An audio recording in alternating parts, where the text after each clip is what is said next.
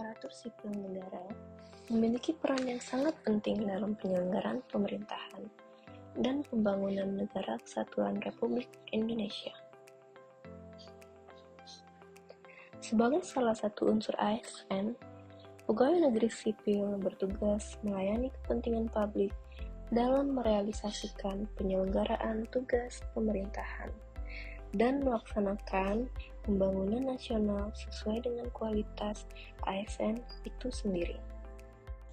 Maka dari itu, manajemen ASN perlu diarahkan guna menjamin penyelenggaraan tugas dapat berdaya guna dan hasil guna.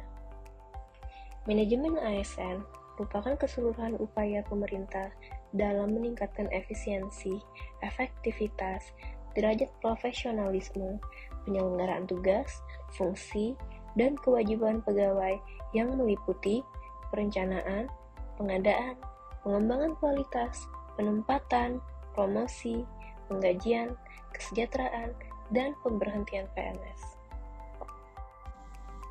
Selain itu, penerapan sistem merit dalam pelaksanaan rekrutmen calon aparatur pemerintahan telah diterapkan untuk mengurangi terjadinya kecurangan demi terpilihnya orang-orang yang berkualitas dan berkompetensi. Untuk mewujudkan Smart ASN, pemerintah perlu memperhatikan beberapa hal seperti netralitas di kalangan anggota pemerintahan, adanya koordinasi antar instansi yang rendah, serta regulasi pemerintah yang masih tumpang tindih.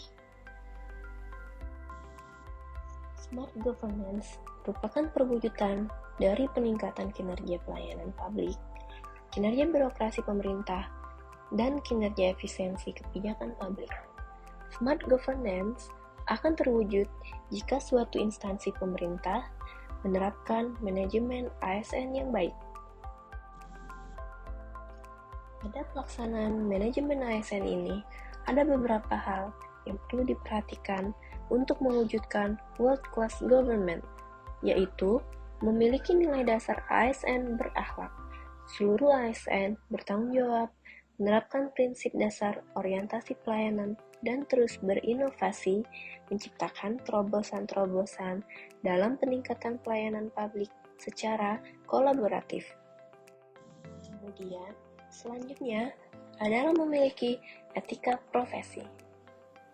Di dalam PP nomor 53 tahun 2010 tentang disiplin pegawai negeri sipil, kode etik ini wajib dilaksanakan agar setiap pegawai negeri sipil melaksanakan tugasnya dengan integritas, bertanggung jawab atas setiap perilaku dan perbuatan yang dilakukan. Yang ketiga adalah bebas dari intervensi publik. Dalam Sumpah dan Janji ASN dalam UU nomor 5 tahun 2014, pasal 66 dinyatakan bahwa setiap ASN menjunjung tinggi kehormatan negara dan mengutamakan kepentingan negara di atas kepentingan sendiri atau golongan. Dalam PP nomor 53 tahun 2010 terdapat beberapa poin yang harus dihindari oleh ASN, yaitu ASN tidak diperbolehkan berafiliasi dengan partai politik, menjadi penyelenggara, atau peserta kampanye, melakukan kegiatan yang menunjukkan keberpihakan politik, melakukan kegiatan yang menguntungkan diri sendiri atau kelompok.